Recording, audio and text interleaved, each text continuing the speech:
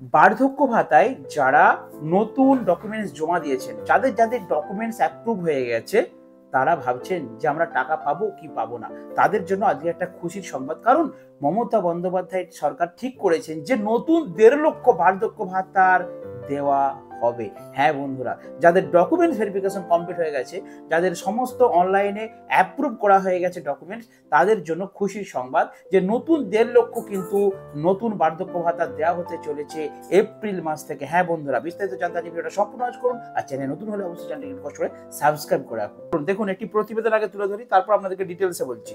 কি বলা হচ্ছে, আরো 1.5 লক্ষ মানুষ বার্ধক্য ভাতার আওতায়, রাজ্যের খরচ 126 কোটি। হ্যাঁ বন্ধুরা, 1.5 লক্ষ নতুন বার্ধক্য ভাতা দেয়া হতে চলেছে এপ্রিল মাস থেকে, সম্ভবত এপ্রিল মাস থেকে, কারণ মার্চে ইয়ার এন্ডিং আছে, মার্চে কিন্তু আর সম্ভব নয়, এটা লাস্ট সপ্তাহে চলছে। এপ্রিল মাসের শেষের দিকে সম্ভবত নতুন আরো 1.5 লক্ষ বার্ধক্য ভাতার যাদের আবেদন করা আছে, যাদের ডকুমেন্টস অ্যাপ্রুভ হয়ে আছে, তাদের কিন্তু নতুন বার্ধক্য ভাতা দেবার কাজ চালু হতে চলেছে। হ্যাঁ, প্রতিবেদনটা আপনাদেরকে পাঠ করে শোনাচ্ছি।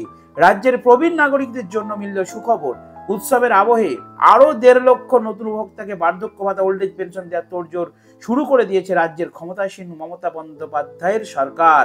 নতুন করে এই ভাতা কারা পাবেন তা চূড়ান্ত করতে পুজোর আগেই প্রয়োজনীয় সমীক্ষার কাজ শেষ হয়েছে। তার ভিত্তিতেই প্রায় 1.5 লক্ষ প্রবীণ নাগরিককে বার্ধক্য ভাতার উপভোক্তার তালিকায় আনার সুযোগ তৈরি করা হয়েছে। পুজোর ছুটির পর অফিস খুললেই অর্থাৎ নতুন 1.5 লক্ষ উপভোক্তাকে বার্ধক্য ভাতা প্রদানের কাজ শুরু করে দেবে নবান্ন। এই নতুন 1.5 লক্ষ মানুষকে বার্ধক্য ভাতা প্রদানের জন্য বছরে রাজ্য সরকারের খরচ হবে 126 কোটি টাকা। নিশ্চয়ই বুঝতে পারছেন, মোটামুটি বাজেটও করে দেওয়া হয়েছে যে 126 কোটি টাকা কিন্তু খরচ বাড়তে চলেছে। হ্যাঁ বন্ধুরা, বাংলার ক্ষেত্রে 1000 টাকার মধ্যে রাজ্য সরকার দেয় 700, আর বাকি 300 দেয় কেন্দ্র।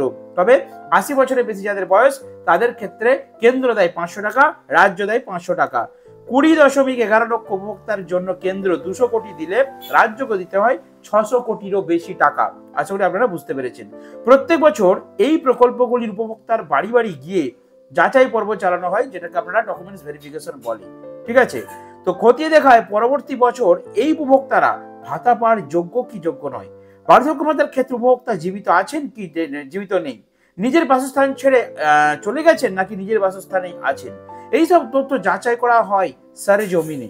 এবারের সমীক্ষায় দেখা গিয়েছে কেউ কেউ অন্যত্র চলে গিয়েছেন, বহু উপভোক্তার মৃত্যু হয়েছে গত 1 বছরে। এর ফলে যে জায়গাটা খালি হয়েছে সেখানে রাজ্যের তৈরি করা পার্মানেন্ট ওয়েটিং লিস্টের মাধ্যমে 1.5 লক্ষ উপভোক্তাকে বার্ধক্য ভাতার আওতায় আনা হচ্ছে।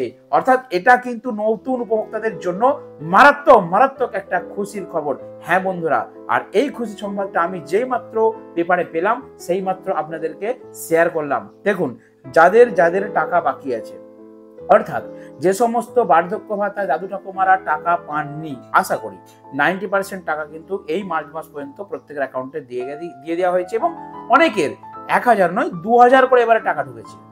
সেই জায়গায় যাদের তার মধ্যেও কিছু দাদু ঠাকুমার কিন্তু টাকা বাকি আছে, তারা কবে পাবেন? এই মার্চে কিন্তু আর কোনো টাকা পাবেন না, কারণ এটা মার্চের লাস্ট সপ্তাহ চলছে, এটা হচ্ছে ইয়ার এন্ডিং অর্থাৎ অ্যাকাউন্টিং ইয়ার। তো এই লাস্ট সপ্তাহের মধ্যে আপনাদের কোনো টাকা পেমেন্ট হবে না। একদম এপ্রিল মাসের 10 তারিখ থেকে 15 তারিখের মধ্যে বার্ধক্য ভাতা টাকা দেওয়া হয়। আপনারা সেই ডেটের মধ্যে অর্থাৎ এপ্রিল মাসে কিন্তু আপনারা পুরোনো বকেয়া টাকা প্লাস এপ্রিল মাসের টাকা অর্থাৎ 2000 করে কিন্তু টাকা আপনারা পেয়ে যাবেন। যদি 1 মাসের বাকি থাকে 2000, 2 মাসের বাকি থাকলে 3000 পেয়ে যেতে পারেন। কিন্তু এই মার্চ মাসে আপনারা কিন্তু আর টাকা পাবেন না। আমাকে এর আগে অনেকেই কমেন্ট করেছিল যে মার্চ মাসে আমাদের টাকা বাকি আছে, আমাদের কিন্তু টাকা ঢোকেনি। কারো 2000 ঢুকেছে, কারো আবার ঢোকেনি। তো যাদের ঢোকেনি তারা কি পাবেন? না বন্ধুরা, মার্চ মাসে লাস্ট সপ্তাহ ইয়ার এন্ডিং, আপনারা কেউ আর মার্চ মাসে আপাতত বার্ধক্য ভাতার টাকা পাবেন না। তাহলে যেই খবরটা আজকে পেলাম যে 1.5 লক্ষ নতুন বার্ধক্য ভাতা মার্চ মাস, এটা মার্চ মাস, এপ্রিল মাসের একদম শেষের দিকে অর্থাৎ প্রথম 10 থেকে 15 তারিখ যারা টাকা রানিং আছে পুরনো কাস্টমার তাদেরকে দেওয়া হবে।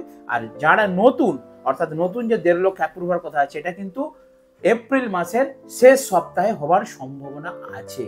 এবারে আমি একটা কথা বলি, যারা যারা বিধবা ভাতা, প্রতিবন্ধী ভাতায় টাকা বাকি আছে বা আবেদন করেছেন, তাদের তাহলে কি হবে? দেখুন বন্ধুরা, লক্ষ্মী ভান্ডার ওটা একটা আলাদা স্কিম, অর্থাৎ লক্ষ্মী ভান্ডারের টাকা প্রত্যেক মাসে ইংরেজি মাসের প্রথম 1 থেকে 3 তারিখ 5 তারিখের মধ্যে পেমেন্ট দিয়ে দেওয়া হয়।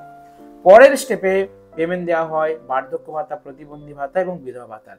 যেহেতু বার্ধক্য ভাতার সাথেই বিধবা ভাতা এবং প্রতিবন্ধী ভাতার ফর্ম একসাথে ছাড়া হয়, তাই বার্ধক্য ভাতার নতুনদের টাকা দেওয়া শুরু হলে আশা করা যায় প্রতিবন্ধী ভাতা এবং বিধবা ভাতার নতুনদেরও টাকা দেওয়ার কাজ শুরু হবে। আশা করি আপনারা বুঝতে পেরেছেন। তো চলো বন্ধুরা, আজকে ছোট্ট একটা আপডেট আপনাদের জন্য শেয়ার করলাম। দেখা নেক্সট ভিডিওতে। আর ভিডিও শেষে বলি যে যদি আপনারা আমার চ্যানেল নতুন হয়ে দেখেন, চ্যানেলটিকে কষ্ট করে সাবস্ক্রাইব করে রাখুন, কারণ রাজ্য সরকার এবং কেন্দ্র সরকারের বিভিন্ন আপডেট খবর আমার এই চ্যানেলে আমি শেয়ার করে থাকি।